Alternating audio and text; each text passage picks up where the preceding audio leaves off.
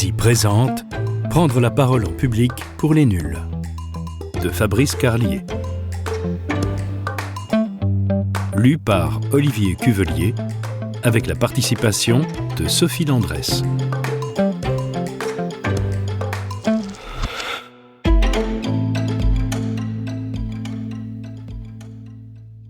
À Marina, ma compagne. À Myosotis, pour tout ce qu'elle me donne. Introduction. Souvenez-vous de votre dernière prise de parole en public. Vous ne vous êtes pas trouvé très bon. Et vous êtes de plus en plus souvent agacé par certains membres de votre entourage, amis ou collègues, qui s'expriment très bien en public et vous devancent. Agacé, envieux et jaloux au fond. Envieux et jaloux parce que vous avez progressivement pris conscience qu'être un bon orateur représente un atout significatif dans tous les pans de votre vie, que ce soit au niveau personnel ou professionnel. Et vous avez constaté de surcroît que l'oral prenait une place et une importance sans cesse croissante dans les réunions et les relations avec les autres. De plus en plus, en effet, l'oral devient prééminent dans le monde de l'entreprise, et sa maîtrise est désormais plus importante que celle de l'écrit. Ces constats sont parfaitement exacts, et la tendance semble appeler à s'accentuer encore.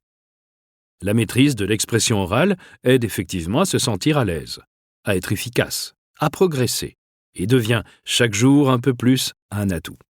Son absence devient donc un handicap. Cela fait des années que vous ne vous trouvez pas très bon à l'oral. Soit. Mais franchement, qu'avez-vous réellement fait pour y remédier? Pas grand-chose au fond. Parce que vous considérez que bien s'exprimer en public est un don, une aptitude dont certains sont dotés dès la naissance et que vous ne faites pas partie de ces heureux élus. Pour vous, c'est un don et vous ne l'avez pas. Donc, il vous faut faire avec. Ou plutôt, en l'espèce, il vous faut faire sans, avec fatalisme.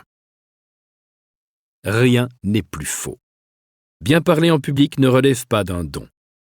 Si certains d'entre nous sont plus aptes que d'autres, rien ni personne ne nous empêche de les égaler, ou au moins de progresser sensiblement. Il n'y a aucune fatalité, et au fond, le seul obstacle à votre progression, c'est vous. Vous et l'idée sur laquelle vous vous êtes arrêté. L'oral ne serait pas fait pour vous, ou vous pour lui. Vous allez dorénavant partir de l'idée inverse, et vous allez vous convaincre que votre potentiel de progression est entre vos mains, au sens propre comme au sens figuré. Votre progression sera en définitive la conséquence de 3 éléments. Votre prise de conscience, votre volonté et votre travail. Le fait que vous lisiez ce livre témoigne du premier et traduit déjà le deuxième. Il va vous accompagner dans l'identification et la mise en œuvre du troisième. Gageons que vous allez, dans quelque temps, aimer prendre la parole, à un point tel que vous ne voudrez plus la rendre. À propos de ce livre. Ce livre se veut délibérément concret et destiné à vous aider. C'est pourquoi il n'abordera pas les dimensions théoriques, parfois un peu absconses, de la communication ou de la psychologie. De même, il évitera l'emploi des termes jargonneux dont certains abusent inutilement dans le domaine de la prise de parole. Il se veut fondamentalement un guide pratique à l'usage de tous ceux qui sont confrontés à la prise de parole, quel qu'en soit le cadre et la fréquence. Grâce à lui, vous démystifierez la prise de parole, l'angoisse qu'elle provoque en vous, et comprendrez concrètement ce sur quoi et comment vous devrez travailler. Pour autant, vous ne progresserez pas sans travailler, ni vous entraîner. Si ce livre vous indique quoi et comment faire, vous donne des recettes et des astuces, il vous faudra les mettre en pratique vous-même.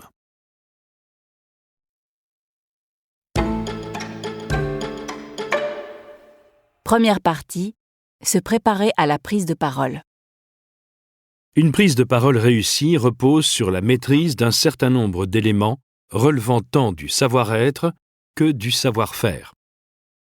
Vous découvrirez tout d'abord comment préparer efficacement votre prise de parole, que ce soit dans votre préparation physique et mentale ou dans votre savoir-faire professionnel. Ensuite, vous trouverez les éléments pour bien organiser votre prise de parole, pour vous, mais également pour votre auditoire, et pour vous entraîner au mieux et progresser. Enfin, les principaux types de prise de parole seront analysés, afin de vous donner toutes les clés pour réussir et atteindre votre objectif.